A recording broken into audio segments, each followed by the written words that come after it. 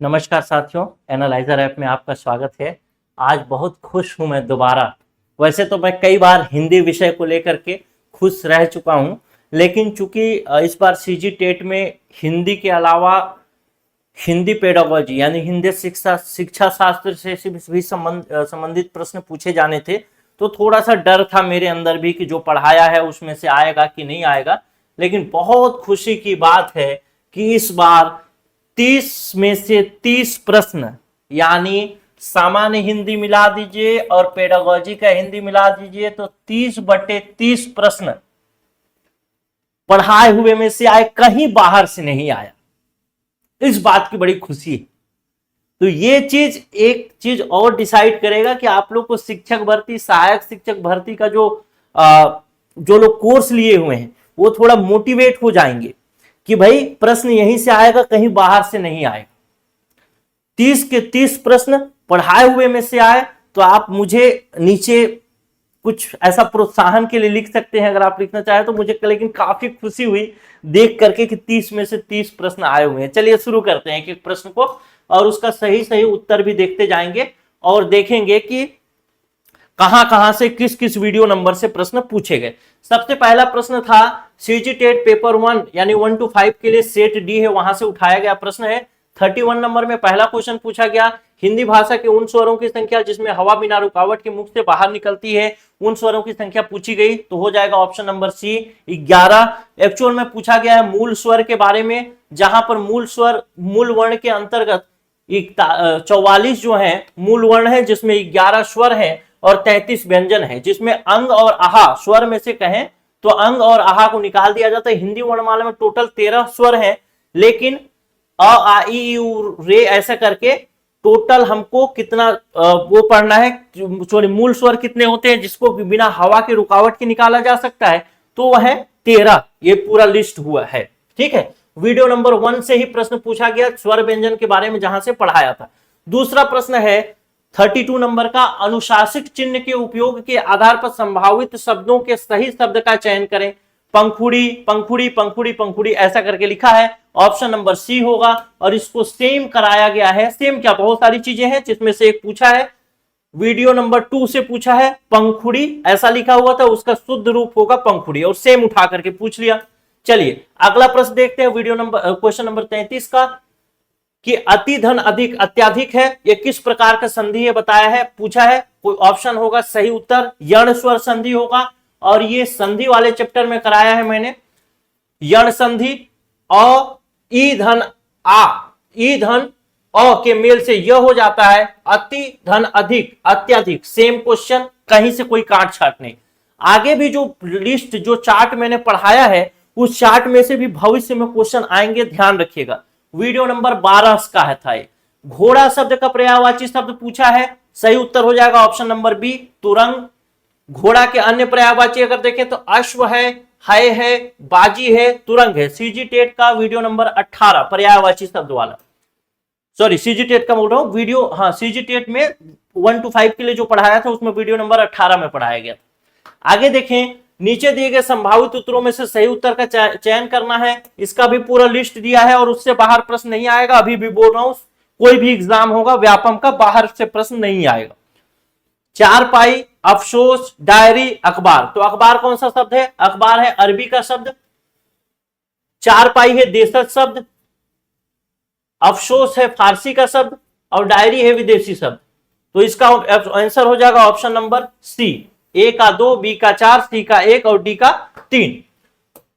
ये प्रश्न कराया है, देखिए वीडियो नंबर 15 में, जिसमें देशज विदेशज शब्द के बारे में बताया गया है। अरबी शब्द जिसमें अखबार पहला ही शब्द दिया हुआ था, अंग्रेजी शब्द जिसमें डायरी बीच में दिया गया है, फारसी शब्द जिसमें अफसोस दिया गया है, जिसका कोई शत्रु ना हो, अनेक वाक्य अनेक शब्दों के लिए एक शब्द, कौन सा हो जाएगा ऑप्शन नंबर सी अजात शत्रु।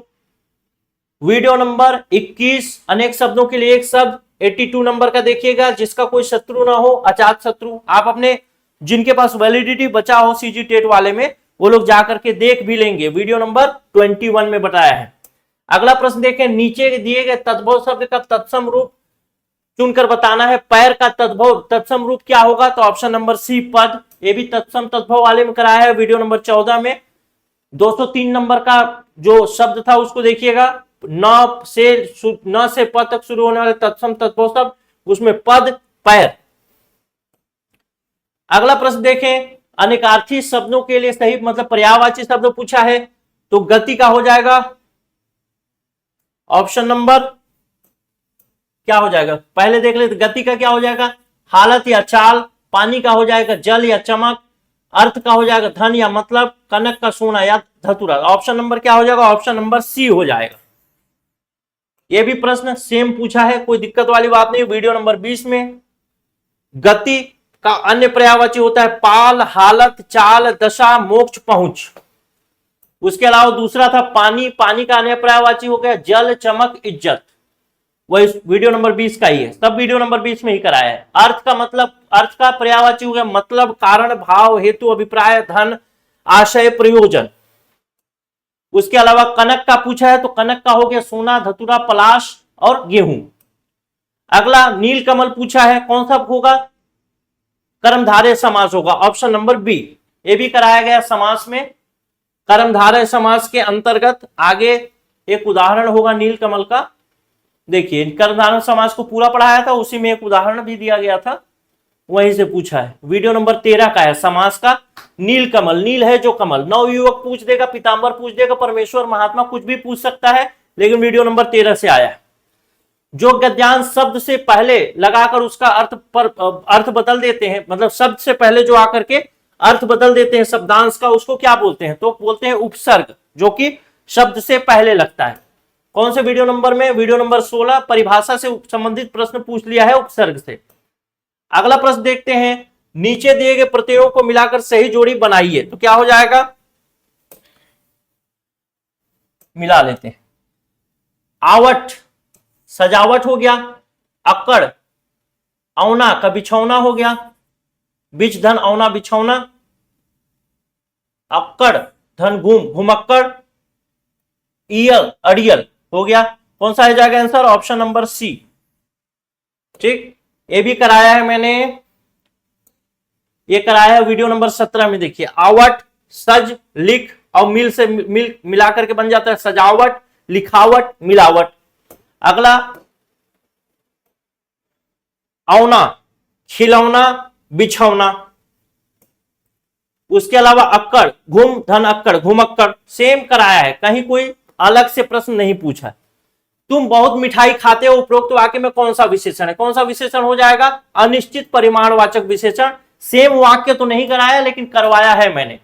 अनिश्चित परिमाणवाचक विशेषण में पेड़ पर बहुत सारे पक्षी हैं, तो बहुत जो है क्या है, अनिश्चित परिमाणवाचक विशेषण है। और यहां पे आपका क्या है, यहां पर भी बहुत, बहुत के बारे में ही पूछा है, तो बहुत क्या हो जाएगा, अनिश्चित परिमाणवाचक विशेषण, यानी ऑप्शन नंबर सी हो जाएगा। अगला प्रश्न देखो, जिसे देखो वही मोबाइल से खेल रहा है, कौन सा सर्वनाम है इसमें, निश्चयवाचक, निजवाचक, प्रश्नवाचक या संबंधवाचक। तो यहां पे क्या लिखा है, जिसे देखो वही मोबाइल से खेल रहा है। तो यहां से देखिए, जो, जिसकी, सो, जिसने, जिसे, जैसा, वैसा, ये सब जहां पर आते हैं संबंधवाचक सर्वनाम होते हैं। वीडियो नंबर 4 में सर्वनाम वाला। दास्ता शब्द संज्ञा के कौन से प्रकार के अंतर्गत आता है, तो इसके अंतर्गत ये 2 प्रकार के अंतर्गत आएगा। सबसे पहला ऑप्शन तो भाववाचक संज्ञा होगा, ऑप्शन नंबर बी।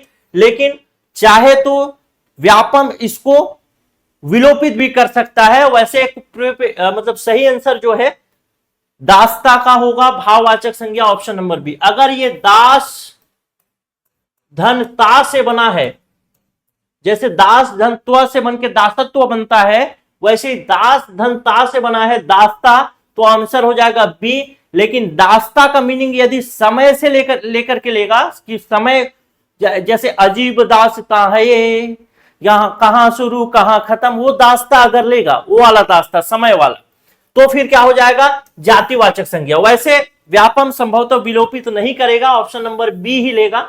और ये भी हमारे क्लास से आया है, कोई डरने वाली बात नहीं है। दास, दास का दासत्व और दास्ता, जातिवाचक संज्ञा दास है, दासत्व बनता है और दास्ता बनता है। सामान्य तौर पे भाववाचक संज्ञा ही लेगा। अगर किस्मत खराब रही तो जातिवाचक संज्ञा ले सकता है। अच्छी तरीके से कोई डिफेंड करके अगर दावा आपत्ति लगा देता है तो ये प्रश्न विलोपित भी हो सकता है। वीडियो नंबर 3 से पढ़ाया गया प्रश्न है, वाक्य के कौन से अंग होते हैं? सरल वाक्य और संयुक्त वाक्य, अल्प विराम और पूर्ण विराम, उद्देश्य और विधेय, प्रश्न सूचक और विस्मयादि सूचक। वाक्य के कौन से अंग होते हैं? ऑप्शन नंबर सी हो जाएगा, उद्देश्य और विधेय। देखिए, वाक्य रचना के अंग के अंतर्गत पढ़ाया गया। वाक्य के मुख्यतः दो अंग होते हैं, उद्देश्य और विधेय। पहला ही लाइन से प्रश्न पूछा है। अगला देखिए, नीचे दिए गए वाक्य को शुद्ध रूप से लिखिए। मुझे चाय एक गर्म कप दीजिए। सही उत्तर क्या हो जाएगा? ऑप्शन नंबर सी, मुझे एक कप गर्म चाय दीजिए। इसको भी कराया था मैंने, लेकिन सेम प्रश्न नहीं है, सेम लाइन नहीं है, लेकिन वैसा ही कुछ है। एक गर्म कप चाय दीजिए, ये गलत है, और एक कप गर्म चाय दीजिए, सेम प्रश्न है, लेकिन बस इसमें मुझे ऐड किया हुआ प्रश्न है, बाकी कुछ नहीं है, सेम है। देखिए, अगले प्रश्न में या फिर अगला जो शिक्षक भर्ती होगा उसमें पूछ सकता है, रीना बहुत सुंदर दिखता है, उसे हमेशा सही बोलना चाहिए थी, ऐसे करके शुद्ध अशुद्ध वाले वाक्य पूछ सकता है। लेकिन एक चीज कंफर्म होकर रहिएगा, बाहर से नहीं पूछेगा। जो कंटेंट है, जो पढ़ा रहा हूं वहीं से पूछेगा, बाहर से नहीं पूछेगा। आंख बंद करके पढ़िएगा। अगला प्रश्न देखते हैं। अगला प्रश्न कहता है, यदि वर्षा होगी तो फसल अच्छी होगी। संभावित उत्तरों में से कौन सा सही होगा? ये किस प्रकार का वाक्य है? पूछता है, यदि वर्षा होगी तो फसल अच्छी होगी। विधानवाचक, निषेधवाचक, इच्छावाचक या संकेतवाचक? तो सही उत्तर क्या हो जाएगा? संकेतवाचक। 3 तरह के वाक्यों को पढ़ाया था मैंने, इच्छावाचक वाक्य, संकेतवाचक वाक्य और संदेहवाचक वाक्य। तो संकेतवाचक वाक्य में मैंने उदाहरण भी करवाया था, वर्षा होती है तो फसल अच्छी होती है। सेम लाइन तो नहीं है, लेकिन कुछ उसी तरीके का लाइन है। जिन वाक्यों में क्रिया का होना दूसरी क्रिया पर निर्भर होती है उसे संकेतवाचक का वाक्य कहते हैं। तो फसल का अच्छा होना वर्षा पर निर्भर है, इसलिए यहां पे संकेतवाचक वाक्य हो जाएगा। अगला प्रश्न देखें, आम के आम गुठलियों के दाम, लोकोक्ति का संभावित उत्तर कौन सा होगा? ऑप्शन नंबर सी, दोहरा लाभ लेना। वीडियो नंबर 23 में कराया गया है, आम के आम गुठलियों के दाम अधिक लाभ। सब प्रकार की पुस्तकें साहित्य भवन से खरीदें और पास होने पर आधे दामों में बेचें। आम के आम गुठलियों के दाम, इसी को तो कहते हैं। सेम वाक्य में प्रयोग करके भी बताया। अगला प्रश्न देखते हैं, दिए गए मुहावरों का अर्थ सहित समुचित मिलान करिए। इसमें मुझे यादव लोग याद आते हैं भाई। यादव लोग जानते हैं ना, जो राउत होते हैं, राउत नाचा करते हैं खुशी से। जब खुश होते हैं तो बड़े बड़ी लाठियां लेते हैं और लाठियां लेके ऐसे ऐसे राउत नाचा करते रहते, बल्लियां उछालते, अधिक प्रसन्न होना, बल्लियां, बांस बल्लियां, समझ गए? वही याद आता है मेरे को। लेकिन ये भी आया हुआ प्रश्न है, मतलब कंटेंट से बाहर का प्रश्न नहीं है, क्लास से बाहर का प्रश्न नहीं है। बल्लियां उछालना मतलब अधिक प्रसन्न होना, आंखों में खटकना मतलब बुरा लगना, हाथ धो बैठना मतलब खो देना, और हाथ लगाना मतलब मिलना। कौन सा आंसर हो जाएगा? ऑप्शन नंबर हो जाएगा बी फॉर बॉम्बे। ठीक, चलिए एक एक देखते हैं कहां कहां से पूछा। वीडियो नंबर 22 से ही पूछा है, हाथ धो बैठना, खो देना, इस सड़क दुर्घटना में 4 यात्री अपने जान से हाथ धो बैठे। फिर वीडियो नंबर 22 से ही पूछा है, मतलब सब वीडियो नंबर 22 में ही कराया था मैंने, आंखों में खटकना, बुरा लगना, मुझे ऊपर चढ़ते देख राहुल की आंखों में खटकने लगा हूं। बल्लियां उछालना, बहुत प्रसन्न होना, परीक्षा में प्रथम स्थान आने पर मनमोहन सिंह का दिल बल्लियां उछालने लगा। सेम, कहीं से बाहर से नहीं पूछा। चलिए अगला प्रश्न देखते हैं, वीडियो क्वेश्चन नंबर 50। दिए गए शब्दों को क्रम से जमाकर लोकोक्ति को पूर्ण कीजिए। क्या पूछा है? छलकत जाए अज्जल गगरी। क्या होगा? अज्जल गगरी छलकत जाए। ऑप्शन नंबर हो जाएगा आपका डी, और सेम कराया है मैंने लोकोक्ति में भी इसको, अज्जल गगरी छलकत जाए। जिसके पास थोड़ा ज्ञान होता है वह उसका प्रदर्शन या आडंबर करता है। रमेश 12वीं पास करके स्वयं को बहुत बड़ा विद्वान समझता है, ये तो वही बात हुई, अज्जल गगरी छलकत जाए। Video number 23। 22 नंबर वीडियो में मैंने मुहावरे करवाए थे और 23 नंबर में कराया था लोकोक्ति, और मुहावरे और लोकोक्ति से प्रश्न भी पूछा गया। देखिए अगला प्रश्न देखते हैं, स्वयं अपनी हानि करना, इस वाक्यांश के लिए उपयुक्त मुहावरा चुनकर लिखना है। कौन सा होगा? अपने पैर पर कुल्हाड़ी मारना। ऑप्शन नंबर डी हो जाएगा। अपने पांव में कुल्हाड़ी मारना, अपने अहित का काम स्वयं करना, तुमने अपने मन की बात प्रकट करके अपने पांव में कुल्हाड़ी मार ली। वीडियो नंबर 22 मुहावरे वाले से पूछा है। अगला देखते हैं, बच्चे अपनी भाषा में, यहां से हिंदी शिक्षा शास्त्र की शुरुआत हो जाती है वीडियो नंबर क्वेश्चन नंबर 52 से। बच्चे अपनी भाषा में तर्क करने व अवधारणा बनाने में सक्षम हो जाते हैं कौन सी उम्र में, कम से कम कौन सी उम्र में, तो ऑप्शन नंबर डी हो जाएगा 4 वर्ष की आयु में। वीडियो नंबर था 4, जहां पे एक लाइन में लिखा गया है बच्चों की भाषा सीखने की क्षमता के अंतर्गत 4 साल का बच्चा भाषाई दृष्टि से एक वयस्क के समान अपनी भाषा में संवाद करने, अवधारणा बनाने, तर्क करने में सक्षम हो जाता है। अब बताइए इससे आसान प्रश्न कहां से पूछेगा, इससे आसान प्रश्न कहां से पूछेगा? सेम लाइन है और सेम लाइन से प्रश्न पूछा है, तो जो लोग पढ़े नहीं उनको कठिन लगेगा, लेकिन जो पढ़े हैं उनको बहुत आसान है। और जो लोग पढ़े हैं, जो लोग कोर्स में हैं, शिक्षक का कोर्स लिए, सहायक शिक्षक का कोर्स लिए हैं, एकदम बेफिक्र रहो मेरे दोस्त, बस पढ़ते जाओ पढ़ते जाओ पढ़ते जाओ, मजा आने वाला है, सिलेक्शन होने वाला है, मजा आने वाला है, मैं बता रहा हूं। पहले 53, प्राथमिक स्तर पर हिंदी भाषा की कक्षा हेतु सबसे अधिक महत्वपूर्ण क्या है? तो सबसे अधिक महत्वपूर्ण क्या होगा? शिक्षक का भाषा ज्ञान। मैक्सिमम लोग टिक मार के आए होंगे इसी को, ऑप्शन नंबर ए, इसी को टिक मार के आए होंगे कि यही सही है, लेकिन गलत हो जाएगा। ऑप्शन नंबर बी हो जाएगा सही उत्तर, लिखित भाषा समृद्ध वातावरण। एक वीडियो में भी मैंने कराया था और मैं बताया था आपको कि जब बच्चे स्कूल में जाते हैं तो देखते हैं बहुत सारे फोटो बने रहते हैं, ABCD बना रहता है, तो कोई ऐसे ऐसे घूमता रहता है, ABCDEFG, ऐसे बच्चे घूमते रहते हैं प्राइमरी स्कूल में। उसी को उठा करके पूछा है। लिखित भाषा समृद्ध वातावरण कहने का मतलब यह है कि दीवारों पर जो पेंटिंग होती है ना भाषाओं की, आम की, जैसे आम का फोटो बना है, नीचे में आम लिखा है, तो आम पढ़ा और आम का फोटो देखा, इससे बच्चों का भाषा अधिक समृद्ध होता है। अगर स्कूल की बात करें तो ये हो जाएगा ऑप्शन नंबर बी। ठीक है, सीजी टेट वीडियो नंबर 6 में, अच्छा इसका क्वेश्चन कराया था मैंने, प्राथमिक स्तर पर हिंदी भाषा सिखाने के लिए सबसे अधिक जरूरी है, संभावित प्रश्न था लेकिन आ गया। भाषा शिक्षक का भाषा ज्ञान, कक्षा में रंगीन पाठ्य पुस्तकें, कक्षा में प्रिंट समृद्ध परिवेश, कक्षा में लिखित आकलन, तो क्या हो जाएगा ऑप्शन नंबर सी इसका उत्तर होगा। प्रिंट समृद्ध परिवेश कहने का मतलब कक्षा की दीवारों पे, स्कूल की दीवारों पे जो पेंटिंग आदि होती है उससे बच्चे जो सीखते हैं उसकी बात की जा रही। ठीक है, चलिए वीडियो नंबर 6 में था ये। अब आपको ये लग रहा होगा कि पहले भी वीडियो नंबर 6 बताया था, अब भी वीडियो नंबर 6 बता रहा है, तो ये कंफ्यूजन मत रखिएगा। देखिए हिंदी के अंतर्गत आपके पास 2 बातें हैं।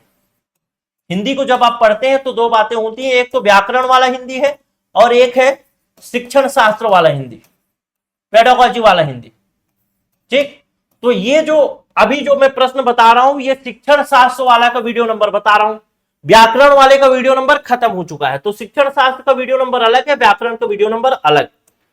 बच्चे जरूर जाकर के देखिएगा, आप लोग ऐसे किसी पर भरोसा नहीं करते। जो लोग टेट का एग्जाम दिए हैं अगर उनकी वैलिडिटी बची है तो वीडियो नंबर में जाकर के जरूर देखिएगा, इसको मिला करके भी देखिएगा, ताकि सहायक शिक्षक शिक्षक में आपके अंदर कॉन्फिडेंस बूस्ट हो सके कि हाँ जो मैं पढ़ रहा हूं वहीं से आएगा, कहीं बाहर से नहीं आएगा। और मेन एग्जाम में खेल होता है कॉन्फिडेंस का, बाकी कुछ नहीं।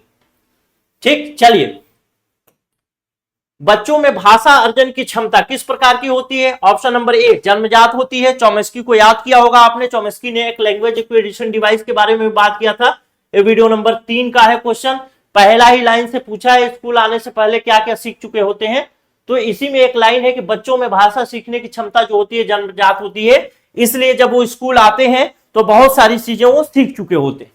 वीडियो नंबर 3 से पूछा गया प्रश्न। 55 नंबर क्वेश्चन, बच्चों में भाषाई क्षमता का सर्वाधिक विकास कहां से होता है? पाठ्य पुस्तक से, बाल साहित्य से, अभ्यास से, सामाजिक अंतःक्रिया से।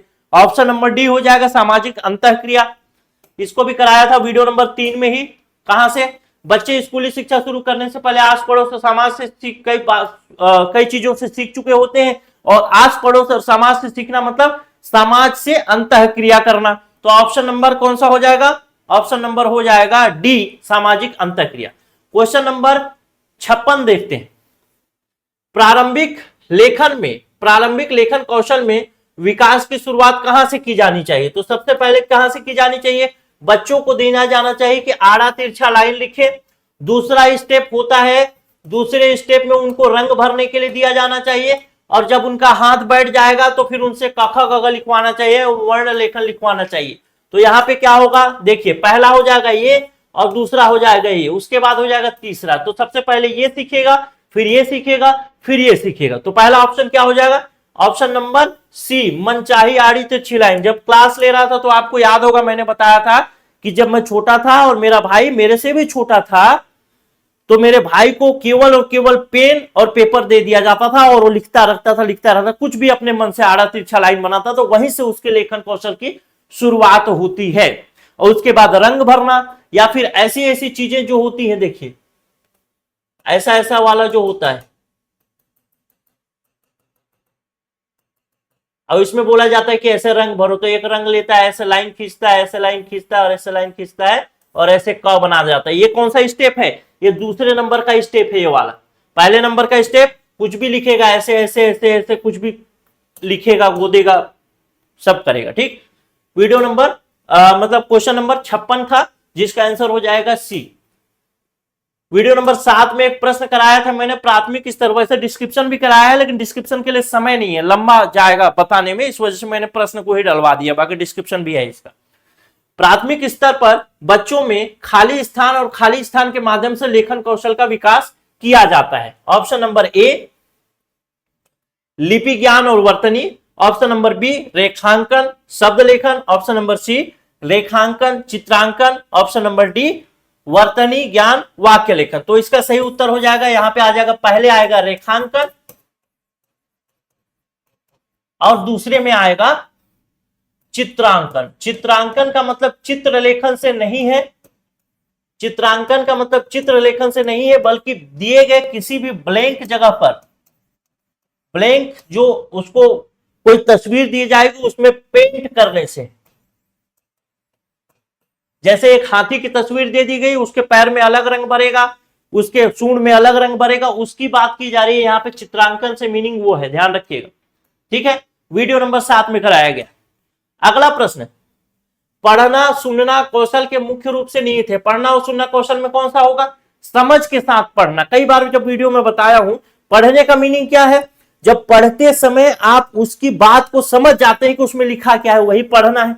और सुनने में भी जो बात सुनाने वाला बोल रहा है उसकी बात को आप समझ पा रहे हैं, तभी सुनना सार्थक है। यही दो बातें हैं।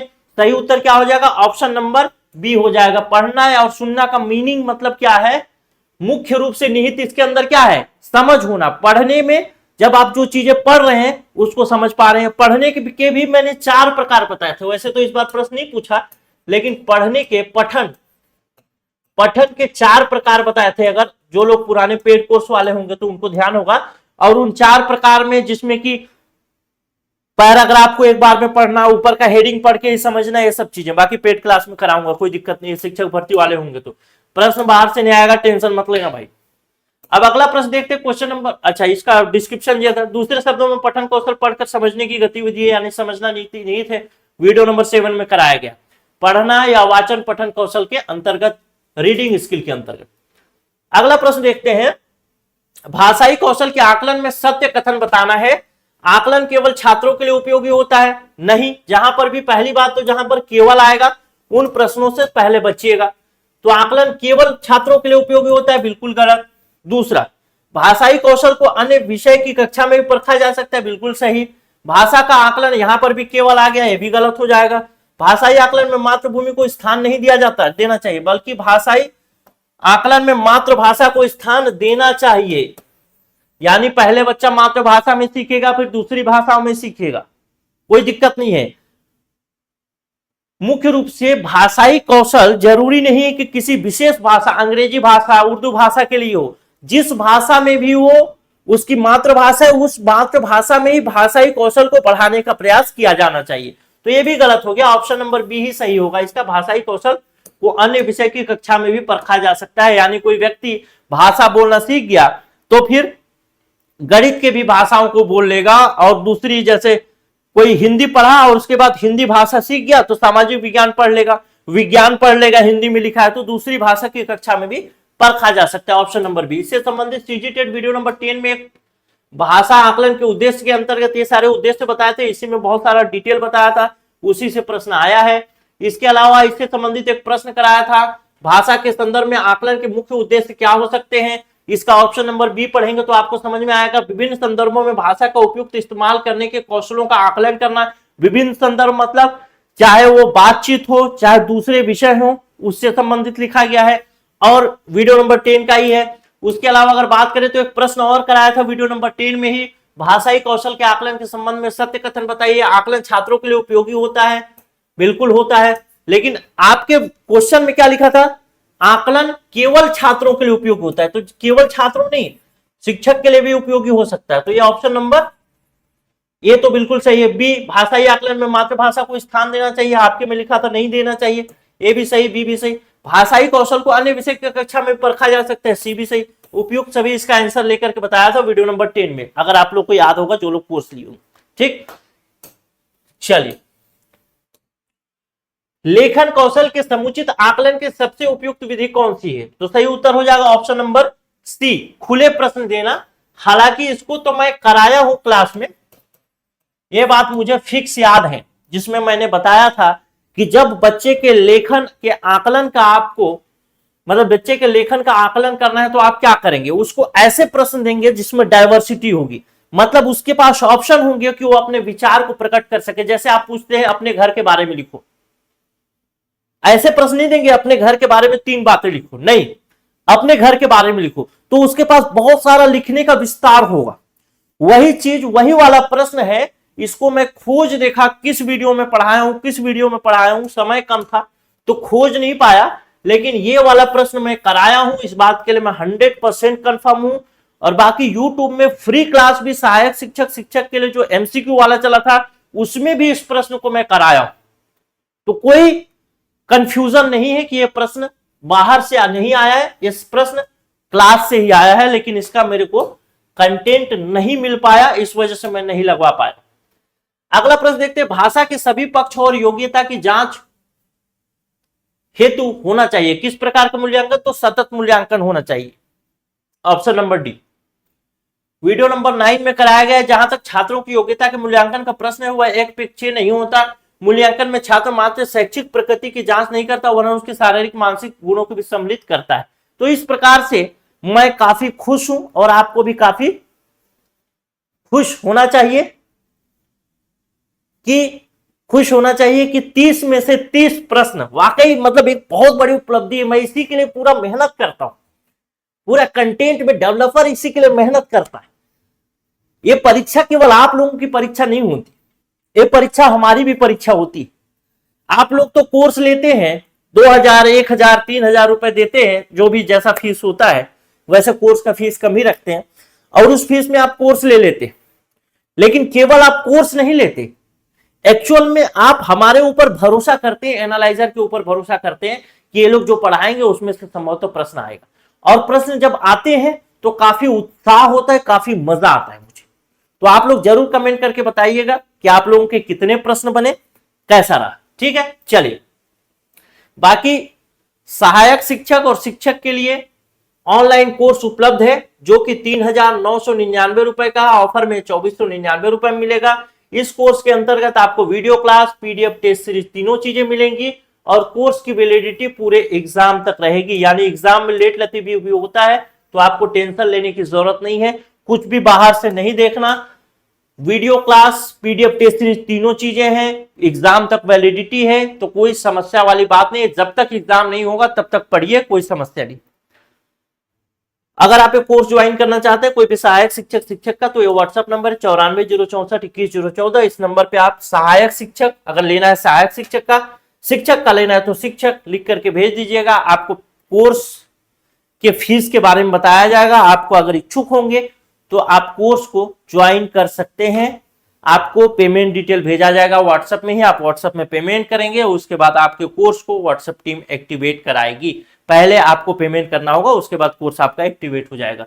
ध्यान रखेंगे, शुरुआत में ही ऑफर है, तो ऑफर का लाभ आप लोग जरूर उठाएंगे। और मुझे बहुत खुशी है कि पिछला ये जो सीजी टेट का पेपर 1 था, जिसको कि हमने मिलाया है, तो पेपर 1 के अंतर्गत अभी तक हमने बाल विकास को मिलाया है, सीडीपी को।